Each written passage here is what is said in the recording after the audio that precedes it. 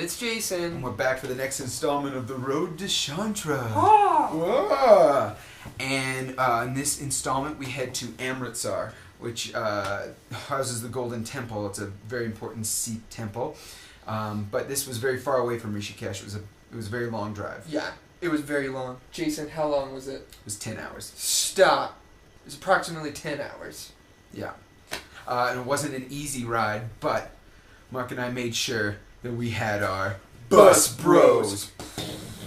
Because when you are the only two dudes in a program with 14 other women, you've got to have your bus bros.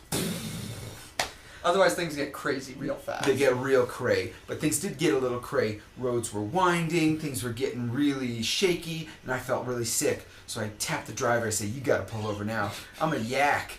So I open the door, I get out there, and I'm ready to do it, and I can't bring myself to do it. I don't have the fortitude, and so I turn around and I look at one of my classmates, Qua.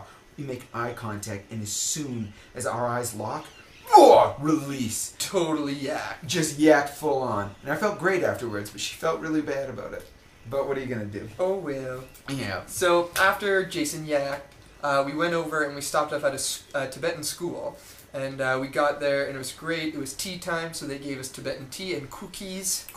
And after that, they asked us if we wanted to go look around the school. So we said yes. And there was an assembly happening with the entire school. The principal asked us to come to the front, and Daphne, who's the head of our program, was asked to just give a few words. So she did, very short and sweet. Nice to be here. Nice to meet you.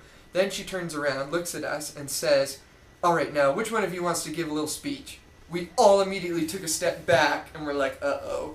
And Daphne, of course, looks at this guy and says, "Jason, why don't you do it?"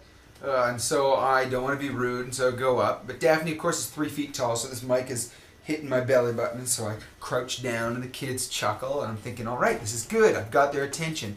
And I'm just going to roll with that energy. And all I can think of to say is, thank you for having us. We're really, really grateful. Thank you. Just a good slow clap for the kids' blank stares. But all was not lost. There was a learning experience to be had here. No, we learned from the greatest Tibetan teacher we could have ever met. This guy had it all, but what he definitely had were 2 of the 4 P's of effective teaching. P number 1. You're talking, you're trying to relay information to kids, but you don't want to go too fast, you don't want to go too slow, so you have to make sure that you have pace. Number 2. When you're going around with a good pace and you're giving that knockout lesson, you got to make sure you have passion. And of course, the final 2 P's of effective teaching are well known, and I'm sure you know them at home. Pizza party. So after learning about the 4 P's of effective teaching, we head to Amritsar and we go to the Golden Temple. We get to a parkade and then, bam, we're assaulted. Before you know it, some guy just threw these bandanas on our heads. And they've got the Golden Temple on the front of them. And so I look at Mark and he's got a Golden Temple bandana. He looks at me, I've got a Golden Temple bandana. And this dude who jumped all over us is like, all right, 10 rupees. And at first I was like, am I being mugged? But it was an exchange of goods and services, so I feel like it was a purchase. And so we bought it because we needed head coverings. Yeah, we did. So we made our way over there, and Jason's group actually did a presentation on the Golden Temple outside of the Golden Temple before we went in. Mm-hmm.